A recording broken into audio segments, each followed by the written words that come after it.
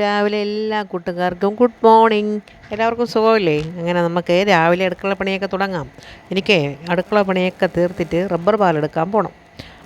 അതുകൊണ്ട് നേരത്തെ ജോലിയൊക്കെ ഒതുക്കിയിട്ട് നമുക്ക് അടുത്ത് റബ്ബർ വിളയിലോട്ട് പോവാം. പാലെടുക്കാൻ തുടങ്ങിയിട്ടുണ്ട്. അപ്പം ജോലി കൂടുതലാവും. അങ്ങനെ രാവിലെ ചോറൊക്കെ റെഡിയാക്കി. ഇത് ഇന്നലത്തെ മീനാണ്, കുറച്ചിരുന്നു, അത് വറ്റിച്ചു. ഇത് ഇന്നത്തെ ചൂര മീനും കുറച്ച് ചെറിയ കുഴിയാള മീനും ഒക്കെയാണ്. ചോറും ഇന്നലത്തെ ചോറാണ് കേട്ടോ. എല്ലാം ഇന്നലത്തെയാണ് ഏകദേശം സാധനങ്ങളൊക്കെ. നിങ്ങളൊന്നും വിചാരിക്കേണ്ട. അങ്ങനെ ഇന്നലത്തെ മീനും ഇന്നലത്തെ ചോറും ഒക്കെ അങ്ങോട്ട് മാറ്റി വെച്ചിട്ട് ഇന്നത്തെ ചൂര മീനും തലയും എല്ലാം ഒന്ന് കറി വെച്ചു. പിന്നെ കുറച്ച് കൊഴിയാള മീൻ, ചെറിയ കുഞ്ഞു കൊഴിയാള ചാളയുടെ അത്രയുള്ള അതിനെ ഒന്ന് പീര വെച്ചു.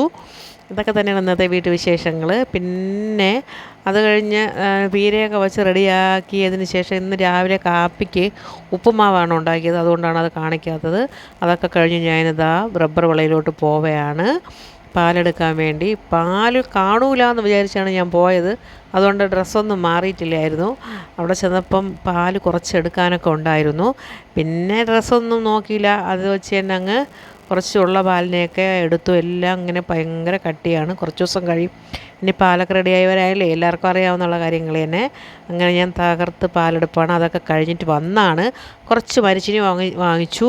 മരിച്ചിനി എന്ന് പറഞ്ഞാൽ കഴിച്ചിട്ട് ഒരു 3 മാസമായി. അങ്ങനെ മരിച്ചിനിയെ കവിച്ചു. പിന്നെ ഇന്നലത്തെ കുറേ അച്ചാർ അങ്ങനെ ഭരണിയിലൊക്കെ ആക്കി വച്ചു. പിന്നെ മരിച്ചിനിയെ കവിച്ചൊന്ന് വിശാലമായി കഴിച്ചുകൊണ്ട് ബോധമില്ലാതെ കിടന്നങ്ങ് ഉറങ്ങി കേട്ടോ.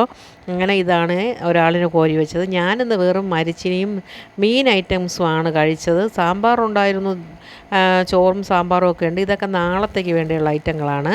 നമുക്ക് നാളെ ഇതിനെ വഴിയേ കാണാം. അങ്ങനെ ഞാൻ ഉച്ചയ്ക്ക് ചോറിന് പകരം മരിച്ചിനിയും പീരയും ഇന്നലത്തെ മീനും ഇന്നത്തെ മീനുമായിട്ടൊക്കെ